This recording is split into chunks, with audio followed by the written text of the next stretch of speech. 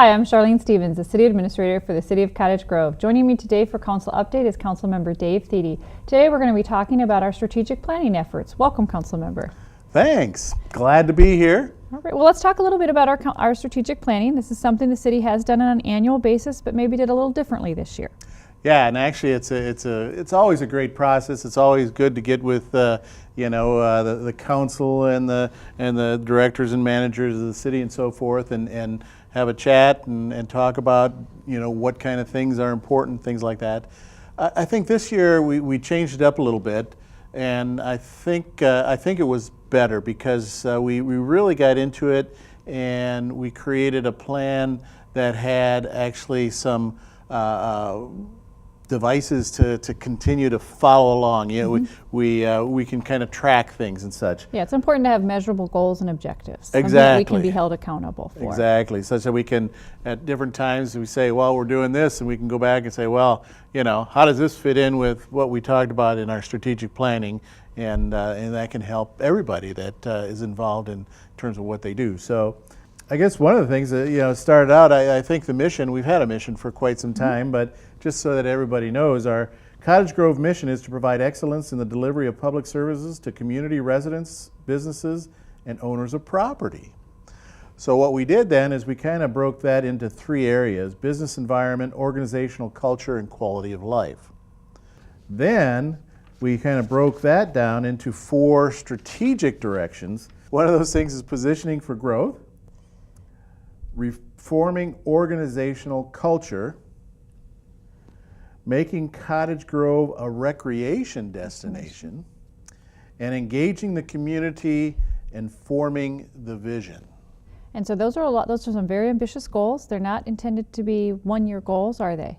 No, actually we were talking about initially, a 5-year plan, but kind of a 2-year horizon to kind of work on it, because as most of us know, if you ever get involved in 5-year strategic planning, you essentially do it every year. So it's just kind of a rolling type of thing, because it definitely does change, but or can change.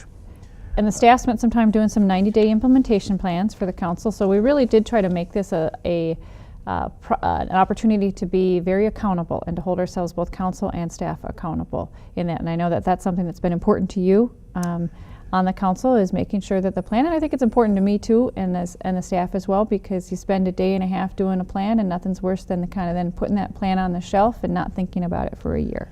Right, and it's good to take a look at what the objectives are, what's the measurable factor, because sometimes some things are easy. You can say, well, we wanted to do this and it's done. Okay, well, that's a completion, that's a measurement, right? But sometimes it's not quite that easy. So it's good to say, well, what is our measurement, and how are we going to determine that it was successful? And so now we've got a means where we're kind of tracking these things, and we've even got some of the things done already.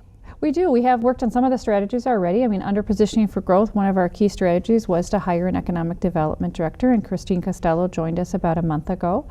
We also, under reforming the organizational culture, we wanted to talk about our health and wellness as an organization, and so we've created a health and wellness committee for employees to really look at our employees' health and wellness and promoting that, so that we have productive employees and we have healthy employees. And then we also, one of the plans on the recreation destination, there were a couple things we've completed there. We had an athletic study done prior, and one of the goals was to actually adopt that athletic study so that South Washington County athletics field study can be kind of a guiding document for as we go forward with parks and recreation and such. And so that was adopted by the council in February, and we're kind of working that plan into our capital improvements process. And then also the adoption of the River Oaks business plan. Right. That was a piece of that as well. And so there's quite a few things going on in those areas, and if anybody wants to take a look at that, our plan is going to be on the website, as well as the bigger picture goals and the strategies, as well as the individual kind of 90-day plans. And we want to be accountable, and so we'll be bringing this back to the council on a quarterly basis, on a 6-month basis. And then, as you said, when you do strategic planning, you kind of do it on an annual basis just to check in. And one of the things that I've been pretty passionate about in my years on the council is the business park, and we're going to be looking at trying to create maybe an overall plan for the business park. Yep. And just might real quick mention too the fact that that we'll be starting into our our 2040 comprehensive plan that we have to do for Met Council and such.